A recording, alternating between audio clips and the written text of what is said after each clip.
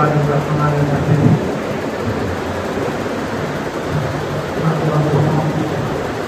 ونصلي ونسلم على رسوله الكريم رب اشرح لي صدري ويسر لي امري واحلل عقدة من لساني يفقهوا قولي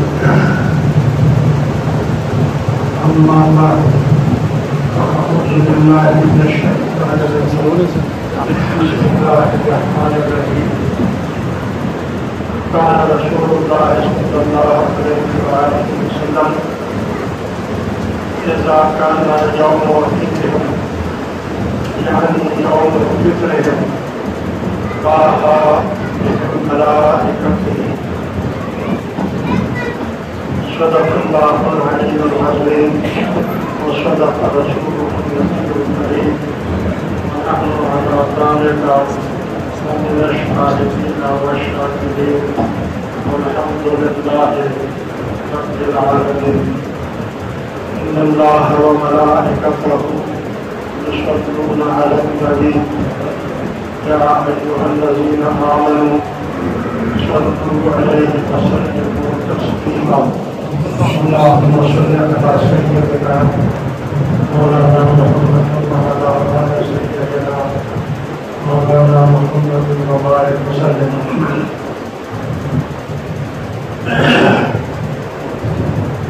الاسلام عزیزان ملت، عزیز دوستوں، بزرگوں اور بھائیوں،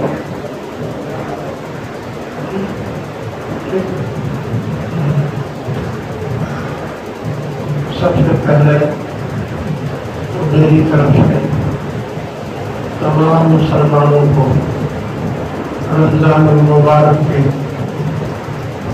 مبارکباد کو، اعتکاف والوں کو، روزے داروں کو اور فطر ادا کرنے والوں کو سب میری طرف سے مبارک ہو.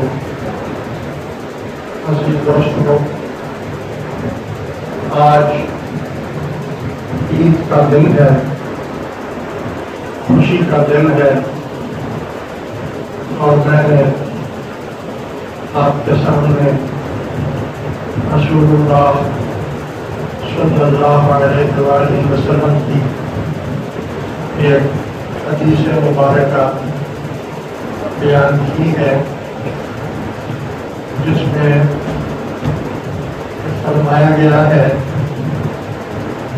کہ اذا کان یوم عیدہم، الحمدللہ آج عید کا دن ہے، یعنی یوم فطرہم، یعنی اس عید کو عید الفطر کہتے ہیں، یعنی جس میں فطرہ ادا کیا جاتا ہے.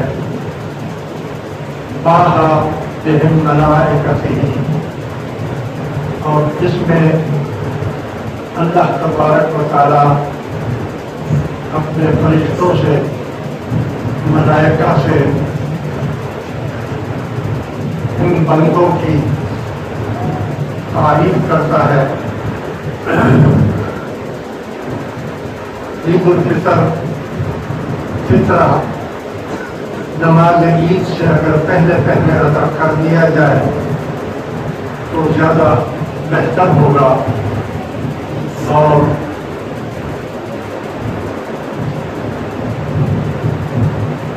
فطرے کا نصاب آپ کو معلوم ہو گیا ہوگا، جیسے کہ مفتی منیب الرحمان صاحب نے یہ بتا دیا ہے. لیکن اس میں ایک چیز کا خیال رکھنا چاہیے کہ انہوں نے عام فطرہ 100 روپے فی کس رکھا ہے، اور دوسرا کھجوروں کا ہے جو تقریباً 1600 کے قریب ہے، اور تیسرا کشمش کا فطرہ ہے جو تقریباً 1900 یا 2000 سمجھ لو ہے. تو اس میں اس بات کا احتیاط کرنی چاہیے کہ آپ اپنے گھر میں جیسا کھاتے ہیں، اگر غریب آدمی ہے تو وہ 100 روپے سے اس کا گزارا ہو جائے گا. لیکن اگر آپ درمیانہ رہائش رکھتے ہیں اور اللہ نے آپ کو نواز دیا ہے تو پھر جیسا آپ کھاتے ہیں اس حساب سے کھجوروں کے حساب سے فطرہ دینا چاہیے. اور اگر اللہ نے آپ کو بہت خوشحال رکھا ہے اور آپ ہر قسم کی نعمتیں خود کھاتے ہیں تو پھر کشمش کے حساب سے آپ کو فطرہ دینا چاہیے. ویسے عام آدمی کے لیے، غریب آدمی، مزدور آدمی کے لیے 100 روپے کافی ہے. اسلام ایک فطری مذہب ہے، ہر کسی کا خیال اس میں رکھا گیا ہے، غریب کا، امیر کا، درمیانہ کا، سب کا خیال رکھا گیا ہے. تو بہتر یہ ہے کہ جو بچہ صبح صادق سے پہلے پیدا ہو جائے اس کا بھی فطرہ دینا چاہیے. اور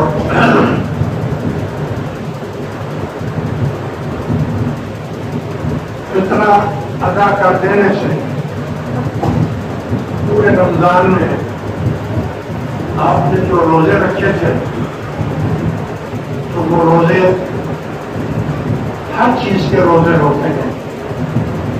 یعنی روزے میں زبان کا بھی روزہ ہے تو اس میں اگر کوئی گالی گلوچ ہو گئی ہے یا کوئی نادانستہ طور پر کوئی غلطی ہو گئی ہے تو فطرہ ادا کر دینے سے اللہ تبارک و تعالیٰ ان روزوں کو قبول فرما لیتا ہے.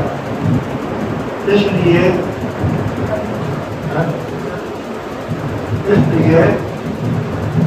چاہیے کہ عید کی نماز پڑھنے سے پہلے صدقہ فطر ادا کر دینا چاہیے. دوستوں، نماز کا ٹائم 7:30 بجے کا رکھا تھا لیکن ہم تھوڑا لیٹ ہو گئے. اس لیے اگر 10-15 منٹ اوپر ہو جائے تو کوئی حرج کی بات میرا خیال ہے نہیں. لہٰذا بِهِمْ مَلَائِكَتِهِ، آج کے دن اللہ تبارک و تعالیٰ فرشتوں میں ناز کرتا ہے اور فرشتوں کو جمع کر کے فرماتا ہے کہ اے فرشتوں بتاؤ آج یہ میرے بندے جو جمع ہوئے ہیں رمضان کے بعد یہ کیا چاہتے ہیں. فرشتے عرض کرتے ہیں کہ یا اللہ یہ تیرے عاجز بندے ہیں اور تجھ سے مغفرت چاہتے ہیں، تجھ سے بخشش چاہتے ہیں. اللہ تبارک و تعالیٰ فرماتا ہے کہ یاد کرو جب میں انسان کو پیدا کر رہا تھا آدم کو تو تم نے اعتراض کیا تھا کہ تو انسان کو کیوں پیدا کر رہا ہے. میری عبادت کے لیے ہم فرشتے کافی ہیں. اللہ تعالیٰ نے فرمایا تھا انی اعلم ما لا تعلمون، جو میں جانتا ہوں وہ تم نہیں جانتے. بے شک تم میری عبادت کرتے ہو، لیکن میں اس بات کو دیکھ رہا تھا، میں جانتا تھا کہ یہ بندے عاجز ہوں گے، غریب ہوں گے، کمزور ہوں گے، اور میری جو رحمت کے خزانے ہیں وہ بھرے ہوئے ہیں. رحمت تو وہاں ہوتی ہے جہاں پر کوئی گناہگار ہو. فرشتے تو گناہ کرتے ہی نہیں ہیں، وہ تو ساری عمر حاضر جناب میں لگے رہتے ہیں. تو میں رحمت کس پر کروں؟ لہذا پھر میں نے جنات کو پیدا کیا. جنات بھی شرارت کرتے رہے اور گناہ کرتے رہے، تکبر کرتے رہے. اب میں نے انسان کو اس لیے پیدا کیا ہے کہ وہ نیکی بھی کرے گا، اس سے گناہ بھی ہو جائیں گے، اور جب وہ اپنی گناہوں کی معافی مجھ سے مانگیں گے تو میری رحمت کے خزانے کھل جائیں گے اور میں ان پر اپنی رحمت کر دوں گا، ان کی بخشش کر دوں گا، ان کو معافی دے دوں گا. آج میں ان کو میں نے حکم دیا روزے اور روزوں کا، انہوں نے میرے اس حکم کو پورا کر دیا. پھر میں نے ان کو حکم دیا اعتکاف کا، انہوں نے اعتکاف بھی کیا.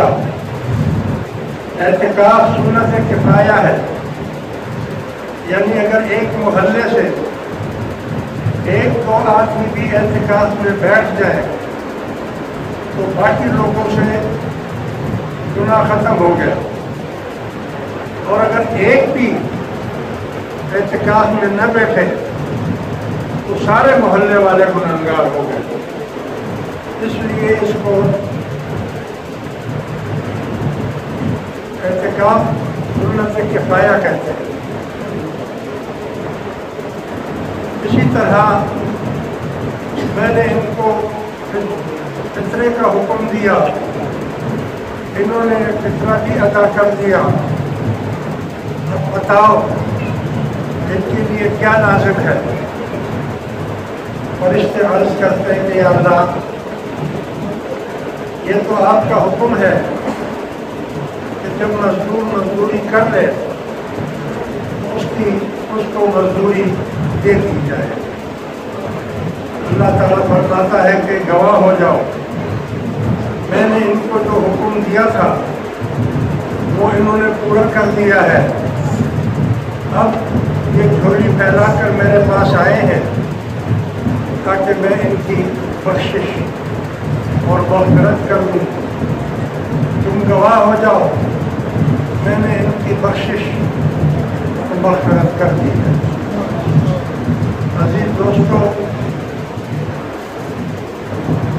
یہ خوشی کا دن ہے اور عید کا دن ہے، اور اس میں مسلمانوں کو حکم ہے کہ ایک دوسرے سے مصافحہ بھی کریں اور معانقہ بھی کریں. معانقہ یعنی آپس میں ایک دوسرے سے گلے لگیں.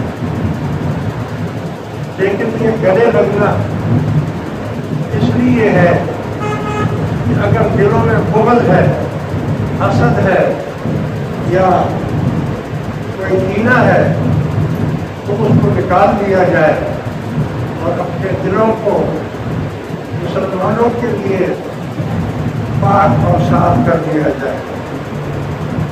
ایسا نہیں ہے کہ خالی سینے سے لگے رسمی طور پر، اور جن بھائیوں سے ناراضگی ہے اس ناراضگی کو ختم کیا جائے اور آپس میں پیار، محبت، خلوص، اتفاق اور اتحاد کو قائم رکھیں۔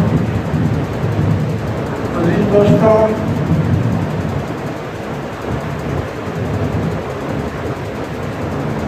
یہ نماز عید جو ہے یہ سال میں 2 مرتبہ آتی ہے۔ چونکہ سال میں 2 مرتبہ یہ جو آتی ہے اس کا اکثر طریقہ یاد نہیں رہتا۔ اس کا طریقہ میں آپ کو سمجھاتا ہوں اور اس کے بعد انشاءاللہ نماز عید شروع کریں گے۔ نماز عید کا طریقہ یہ ہے کہ اس میں 6 زائد تکبیریں ہیں،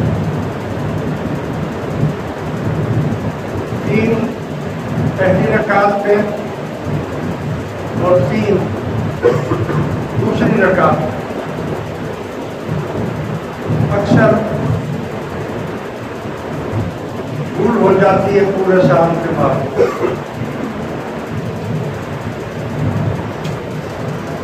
سب سے پہلے تو اس کی نیت میں آپ کو بتاؤں۔ نیت کرتا ہوں میں 2 رکعت نماز عید الفطر،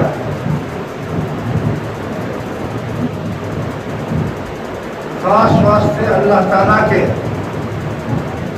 اور میں 6 زائد تکبیروں کے منہ میرا کعبہ شریف کی طرف پیچھے اس ایمان کے اللہ اکبر۔ اگر کسی کو یہ یاد نہ ہو تو وہ اتنا کہہ دے کہ جو نیت ایمان کی وہی نیت میری ہے۔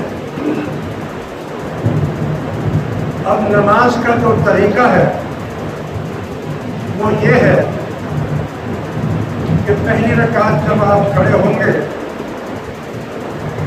تکبیر تحریمہ کہیں گے اللہ اکبر، امام بھی کہے گا اور آپ بھی کہیں گے۔ پھر امام صاحب ثنا پڑھیں گے یعنی سبحانک اللہ، پھر وہ 3 تکبیریں کہے گا، یعنی اللہ اکبر، اللہ اکبر، اللہ اکبر 3 دفعہ۔ اس کا آسان طریقہ میں آپ کو سمجھا دوں کہ پہلی مرتبہ جب اللہ اکبر کہیں تو آپ ہاتھ باندھ لیں اور ثنا پڑھ لیں۔ اس کے بعد جب امام کہے اللہ اکبر تو آپ ہاتھ اٹھا لیں 3 مرتبہ۔ بہترین طریقہ یہ ہے کہ 3 تکبیریں تو زائد ہیں اور 1 تکبیر تو نماز کی ہے ہی، یعنی پہلی تکبیر جو ہے اللہ اکبر۔ تو یہ یاد رکھیں کہ پہلی تکبیر کے بعد ہاتھ باندھ لیں اور پھر 2 تکبیروں میں ہاتھ چھوڑنے ہیں اور پھر چوتھی تکبیر میں ہاتھ باندھ کر امام صاحب قرأت کریں گے اور اس طرح رکعت پوری ہو جائے گی۔ دوسری رکعت میں قرأت کی جائے گی اور قرأت کے آخر میں تکبیریں امام صاحب کہیں گے آپ جی اللہ اکبر اور ہاتھ چھوڑیں، اللہ اکبر ہاتھ چھوڑیں، اللہ اکبر ہاتھ چھوڑیں، اور چوتھی تکبیر جو ہے وہ اللہ اکبر سجدے میں جانے کے لیے ہوگی۔ اس طرح رکعتیں پوری ہو جائیں گی، سلام کہا جائے گا، اور پھر امام صاحب خطبہ پڑھیں گے۔ یہ یاد رکھیں کہ جمعے میں خطبہ پہلے ہوتا ہے اور عید میں خطبہ بعد میں ہوتا ہے۔ امام صاحب خطبہ پڑھیں گے اور اس کے بعد سلام پھیریں گے، دعا ہوگی، اور پھر آپ لوگ آپس میں ایک دوسرے سے عید ملیں گے۔ یہ آسان طریقہ تھا جو میں نے آپ کو بتایا ہے۔ اللہ تبارک و تعالیٰ آپ کو اور مجھے توفیق عطا فرمائے، اللہ تعالیٰ ہماری مغفرت فرمائے، ہمارے اور آپ کے گناہوں کو معاف کر دے، آمین، اور ایک دوسرے کے لیے آپس میں محبت پیدا کر دے، آمین، اور ہمارے چھوٹوں کو اللہ توفیق دے کہ وہ بڑوں کا ادب کرے، آمین، اور بڑوں کو اللہ تعالیٰ توفیق دے کہ وہ چھوٹوں پر شفقت کرے، مہربانی کرے۔ اللہ تبارک و تعالیٰ آپ کی اور ہماری بخشش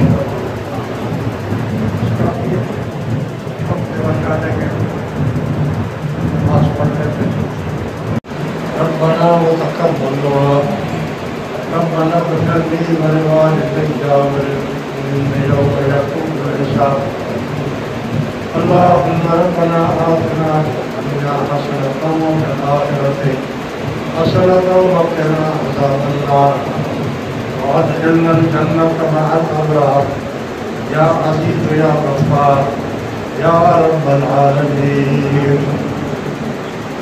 یا اللہ، جتنی جماعت حاضر ہے، جو غیر حاضر ہے، جو اندرون ملک ہے، جو بیرون ملک ہے، جو دوست و احباب ہیں، مرد و خواتین ہیں، بوڑھے اور بچے ہیں، زندہ اور مردہ ہیں، سچے اور جھوٹے ہیں، تمام پر اپنی رحمتیں، نعمتیں، برکتیں نازل فرما، تمام کی جائز حاجتیں پوری فرما۔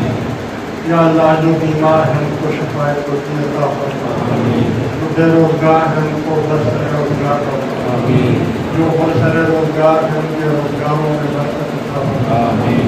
یا اللہ، جو بے اولاد ہیں ان کو نیک اور صالح اولاد عطا فرما، جن کی اولادیں ہیں ان کو نیک اور صالح عطا فرما، جو قرضدار ہیں ان کے قرضوں کو ادا کر، جو تندرست ہیں ان کی تندرستی کو دور فرما، جو بچھڑے ہوئے ہیں ان کو آپس میں ملا، جو مسافر ہیں ان کو اپنے وطن پہنچا، جو مسلمان قید میں ہیں ان کو رہا فرما، جو بے نمازی ہیں ان کو نمازی بنا، جو نمازی ہیں ان کی نمازوں کو قبول فرما، جو غافل ہیں ان کو اپنے ذکر و فکر میں مشغول فرما، جو تیرے ذکر و فکر میں مشغول ہیں ان کو قائم حضوری نصیب فرما، الہی معرفت کا نور عطا فرما، ادب کی توفیق عطا فرما، حضور علیہ الصلوۃ والسلام کی کامل محبت اور اتباع نصیب فرما۔